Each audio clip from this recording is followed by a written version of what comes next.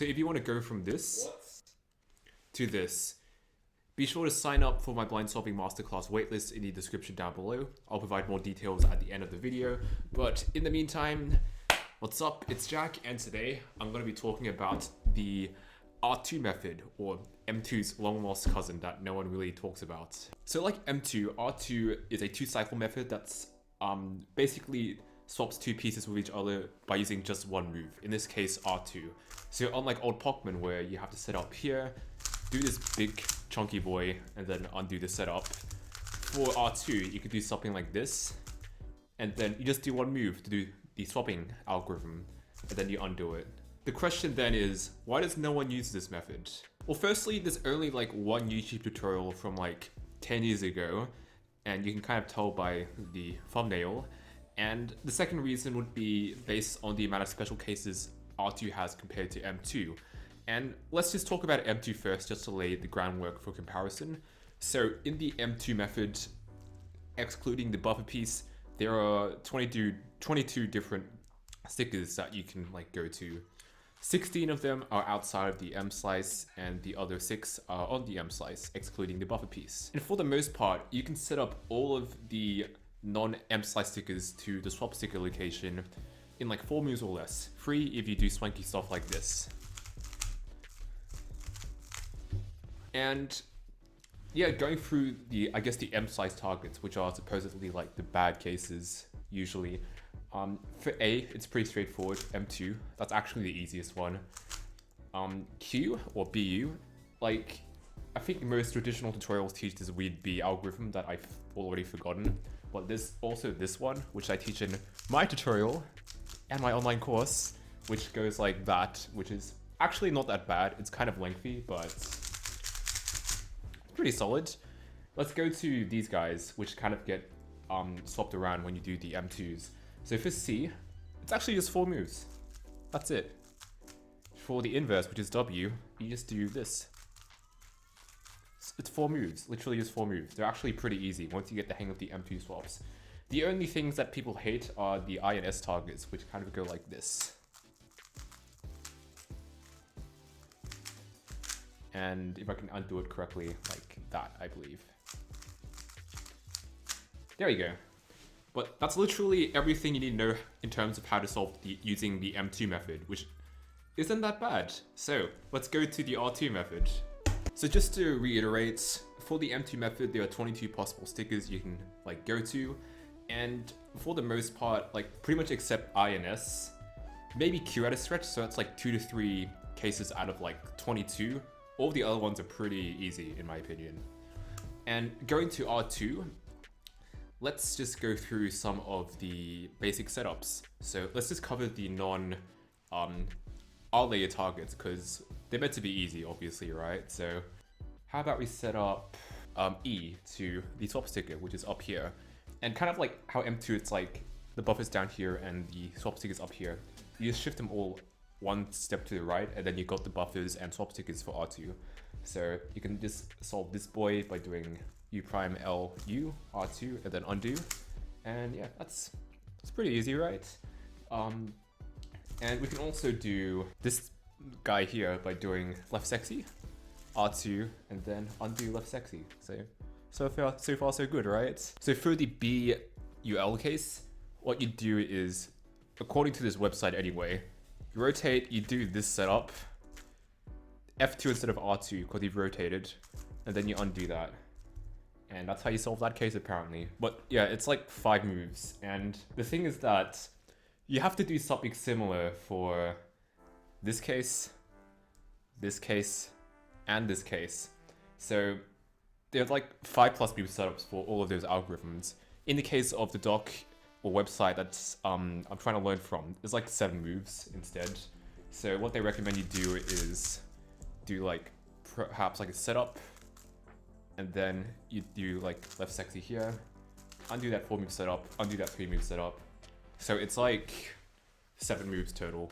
So you might be wondering, we haven't even touched the R layer yet, but why are there like already like 4 terrible cases for R2? Well, let me give you some blind solving words of wisdom. Anyway, I've just set up the scramble, and in order to solve it using M2, for the most part, you do U, R, U prime, for instance, to solve the case for J. So a 3-move setup, followed by M2, and then you undo those 3 moves. But the cool thing is that if you do another M2 at the end, you've technically done a commutator, whether you knew it or not. So this applies to basically all of the non-M slice targets. In commutator notation, the 3-move part is called an insertion, and then the 1-move part is called an interchange. Anyway, I'm just gonna undo that M2 I just did at the end of J, and then just do T. Just like that. And that was actually another commutator, but it started with the interchange. And I actually accidentally just did a Roscoe just then, so for the most part, if you try to experiment with just doing basically all of those outer layer setups, and then just chuck in an M2 at the end to make a commutator, you'll notice that they all like involve 3-move insertions or setups, as you probably know them as. And that's the case for most commutators, even when learning 3-style, if you check some lists and whatnot. Although they might have slightly longer setups, as you probably know. Going back to all the way back to that case that I was talking about for R2, there's no way to solve that using less than 5 moves, which is kind of annoying. And even that 5-move setup that was suggested in the random ancient blog that I saw, they had to like Y-rotate to solve the case, and that isn't great. But anyway, now that we've covered all of the supposedly normal cases that aren't even on the R layer, let's just go to the R layer. So as you probably know, this case B is pretty straightforward. It's just an R2. The problem is the other 1, 2, 3, 4, 5, I can't count up to 9. The other 8 cases on the R layer all require special algorithms. And there isn't any easy stuff like M2, what's it? U2 M prime, U2 M prime either. And that's also kind of based on a special type of commutator for edges known as the 4-mover, which is why it's only 4 moves. Sadly, that doesn't exist for corners. So if we tally up all of the long, weird stuff for R2 corners that we'd have to learn, there would be, you know, the 4 cases that aren't even on the R layer for some reason, plus the 8 that are on the R layer that suck. That's 12 out of 21 cases that require some sort of special algorithm. Or at least something that's really long and not great.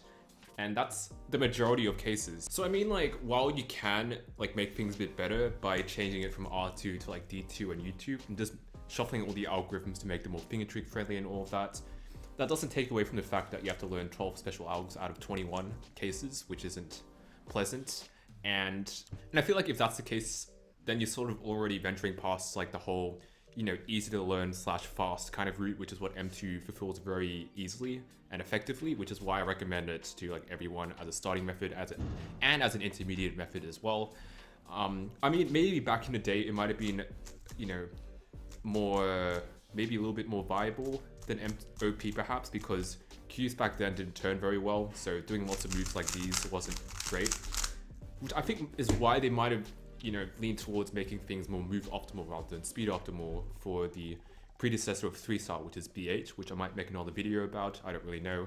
But yeah, at least for now, I don't really see the viability in it. But I hope that answered your question though.